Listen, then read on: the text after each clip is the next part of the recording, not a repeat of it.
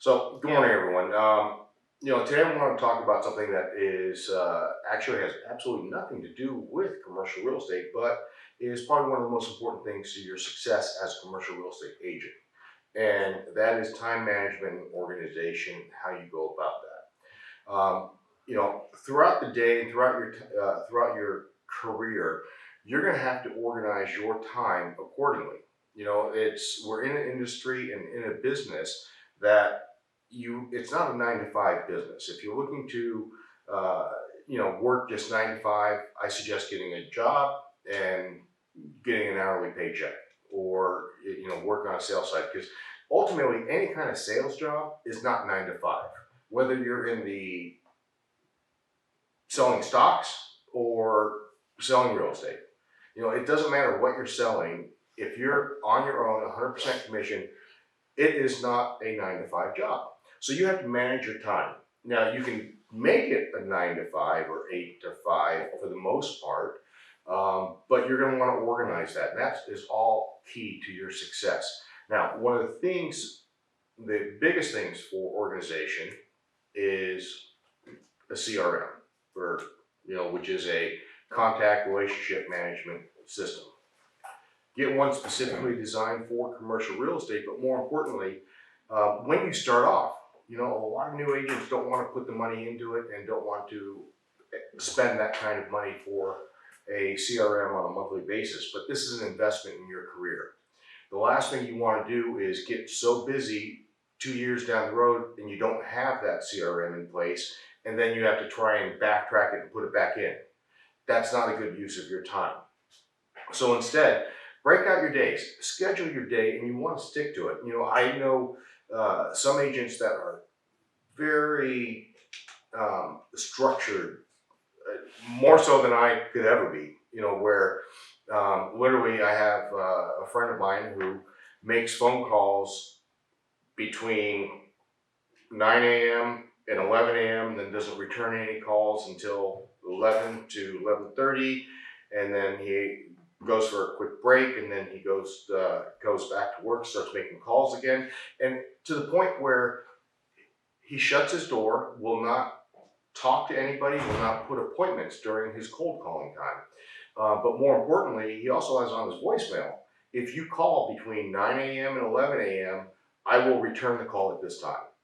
Okay, so and one of the reasons for that is studies have shown that every time you stop a task, even if it's just for 30 seconds to answer the question, it can take 5 to 10 minutes just to get back on track to where you were with your thought process, especially if it's a creative, what you were doing was something creative in the thought process. Okay, so when you look at that, that's where you want your organization. You want to be so organized that this is my time to do this, and stick to it. Otherwise, why have an organization if you're not going to stick to your time frame and what you're doing? Then you might as well not even have it. Okay, so the time management is key for that. Now, that's going to change. And when I say organize your day, initially when you first start off, it's probably going to be primarily business development. That's going to be a combination of, reaching out, cold calling, warm calling, your sphere of influence, reaching out to them, maybe contacts through LinkedIn, emailing out that way, but then also your social media, working on your posts, your marketing.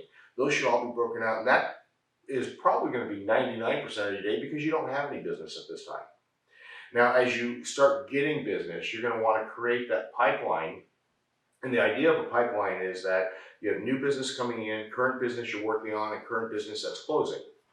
So you want to have a continuous flow throughout that pipeline. If you just focus on one section of that pipeline, then that pipeline will dry up. If you only focus on new business, but you don't pay attention to the current business, your current business is going to die. Okay, so, or if you pay only attention to your current business and your current escrows, but not to new business, when you close escrow, you're not going to have any new business. So you want to make sure that when you organize your time, it's a nice balance. So not just of business development, but also working on the deals, transactions, things like that. Now, this, as you can move forward, you're also going to start looking at your organization as a team. We've talked about having your team around you. Having a good team around you can save you a ton of time.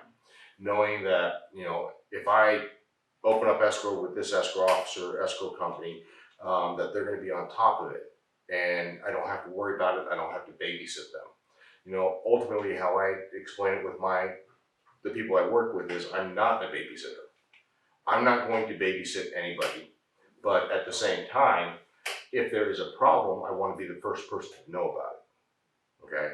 So, because this way, if everyone's reporting to me, whether it's the escrow, title, attorneys, and all the information is coming to me, I may have some information that could solve a problem before it becomes a large or unsolvable problem. So as an agent, that's what you want to do on the organization is you start organizing your team as well, not just yourself, but your team. So really the biggest, I think this ultimately is probably the biggest factor of success of an agent is the time management of the organization. I mean, if you have the skills, then the only reason that you're not going to succeed is if you don't manage your time accordingly and you don't organize your business appropriately. So, and I can also tell you that if you do it right, you can double, triple your business and do that much more without bringing in assistants and things and others like that.